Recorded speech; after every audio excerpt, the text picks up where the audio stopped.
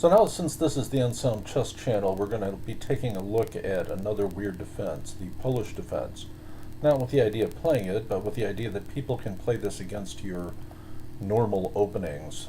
So we need to know what to do with this, and as usual, the principles are the same.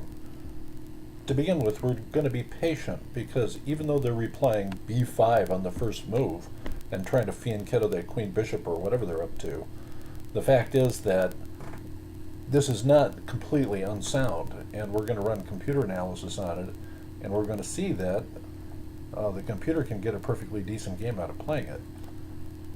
Next, we're going to do simple development, and we're going to keep in mind the fact that there's a pawn on b5 that can come to b4. So, for instance, if we have a knight on c3 covering a pawn on e4, it can be pushed, and the pawn on e4 can be lost due to an overload.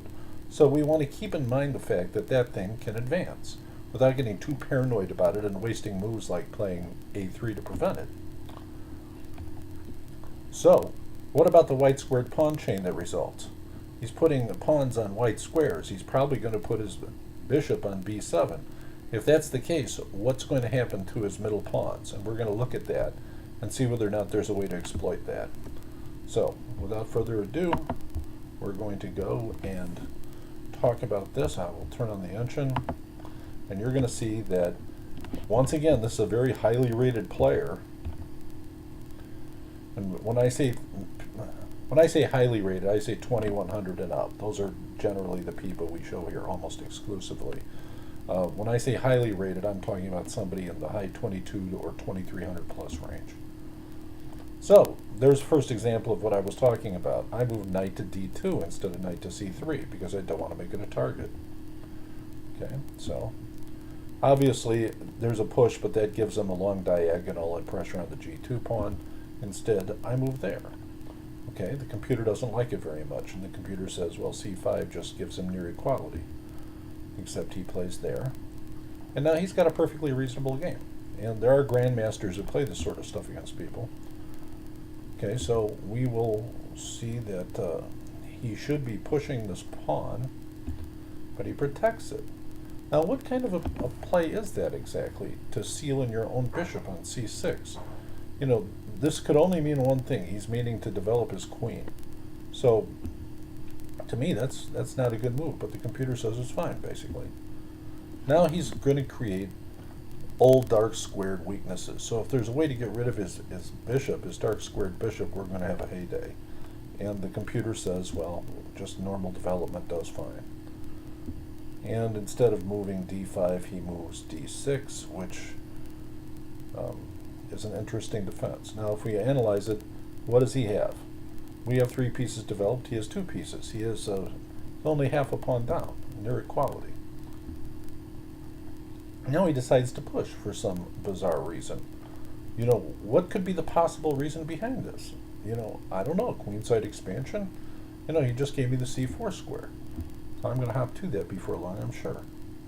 Okay, so now we're going to begin to try to take over these files, these dark squares. And that says everything's the correct move. And now he decides to check instead of moving to knight to d5 like the computer suggested. And it would certainly appear that we've lost a pawn. And as you may know, I don't care about losing pawns very much. What I care about is the evaluation of a position. And so now we're going to get a lot of activity because our pieces are going to start flying out with tempo everywhere. And that's the first thing that happens, is his queen gets attacked, and now we have a dark squared bishop that's going to start going places, and he's going to find himself at a loss. So now we have the d6 square under attack twice, so we can't interpose his bishop. So now what is he going to do? He has to move his queen to d8, which is the preferred move. Now it says, once again, we don't have the greatest advantage in the world. Nothing decisive yet. Even though we're a pawn down, we do have an advantage. And the right play, according to the computer, is to move queen to e1, no doubt followed by rook over to try to take control of that. So I move queen to e2, which the computer doesn't think is quite as accurate. So he moves c5 instead of bishop to e7 developing. Now what's interesting to me is that the computer has decided that, well, at first he said move the f rook over, now it's the a rook, which is the human solution to everything, basically.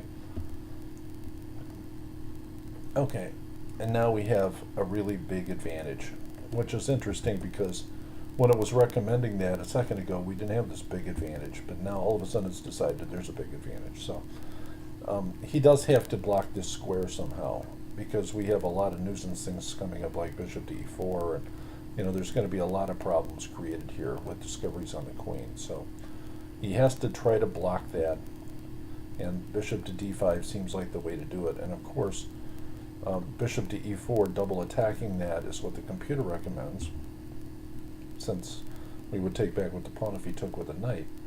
And we're not probably going to do that. As you see, what I've chosen to do is do something the computer doesn't think is the greatest idea, and that's to go after the b6 square, because he can defend it and get out of his pin by moving the knight to d7.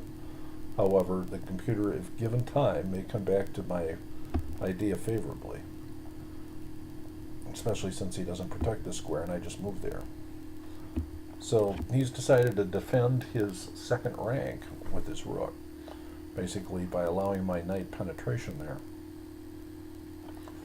And now c4 is the preferred move, and the reason why is because after en passant we simply take back, and now he is in a position of losing a piece unless he blocks that file.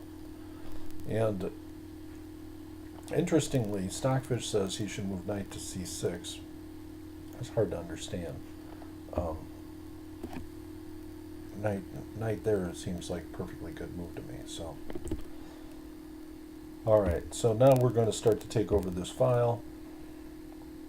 So what do we have here? The computer's saying bishop to c2. Bishop to c2. It's preventing lots of things and preparing lots of things on the d file. Instead, I move knight to g5. Now we're going to show you that this game's going to be over really fast, because it says he has to move here, knight to h5, to have any hope of surviving.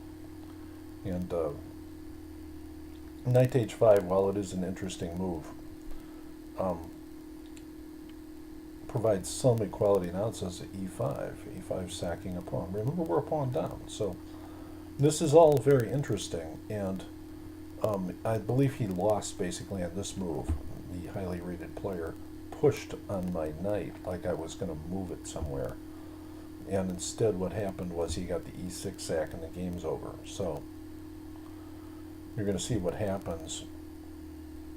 It says he has to harass me down 11, so it's possible to go down 11 in one move like that.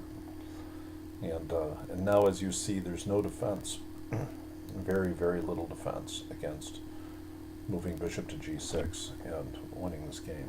So, he's in a lot of trouble because there's a discovery on the d file.